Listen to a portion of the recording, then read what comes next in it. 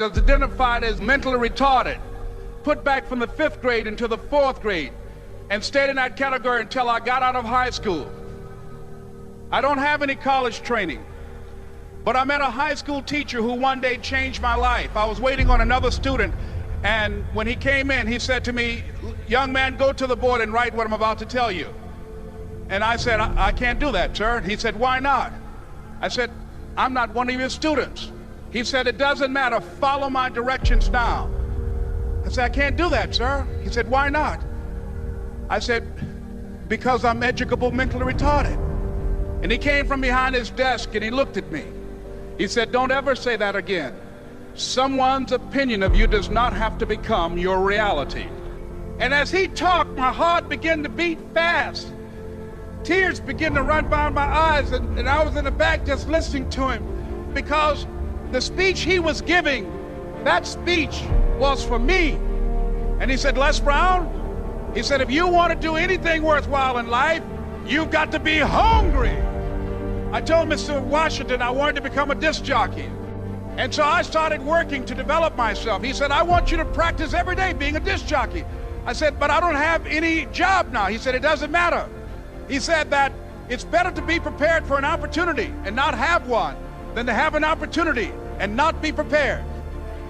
And as I was working to develop myself, I applied for a job as a disc jockey, WMB, on Miami Beach. I went to a guy named Milton Butterball. I said, "How you doing, Mr. Butterball? I'd like to get a job as a disc jockey." He looked at me, he said, "You have any broadcast background?" I said, "No, sir, I don't." "You have any journalism background?" I said, "No, sir, I don't." He said, "We don't have any jobs available." I said, "Yes, sir."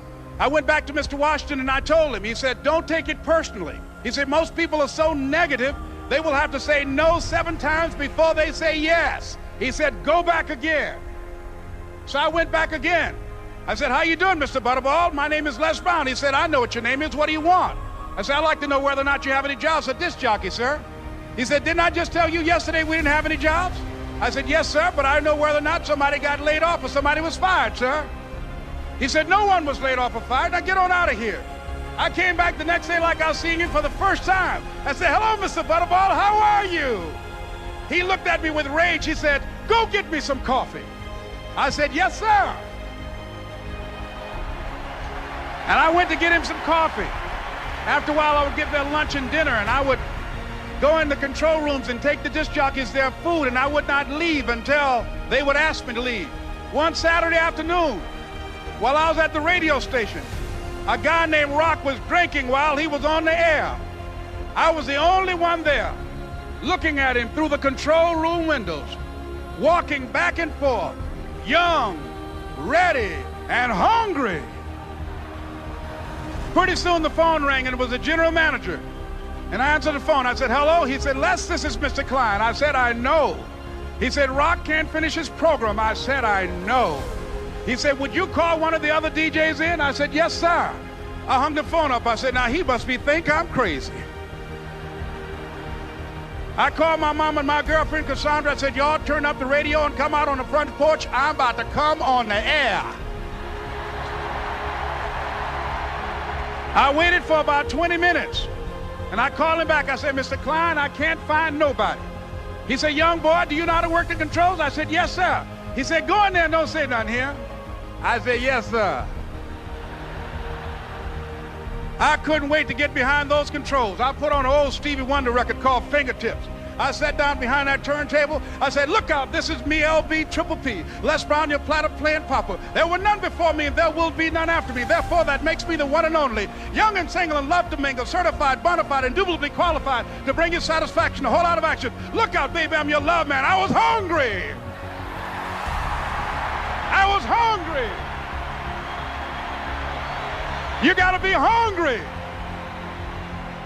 Begin to know that you have greatness within you.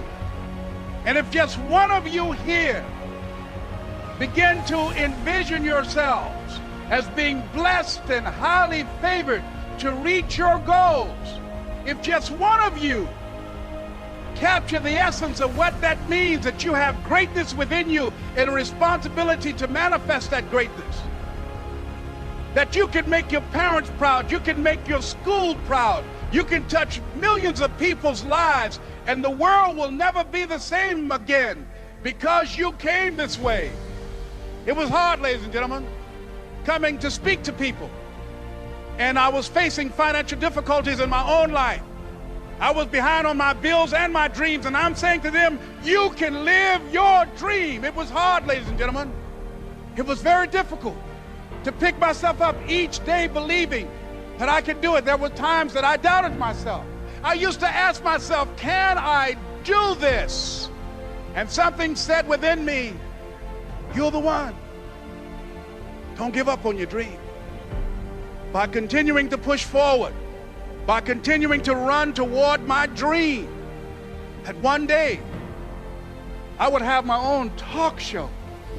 It's a long shot, ladies and gentlemen, from Liberty City, an abandoned building on a floor, never knowing my mother or father. It's a long shot.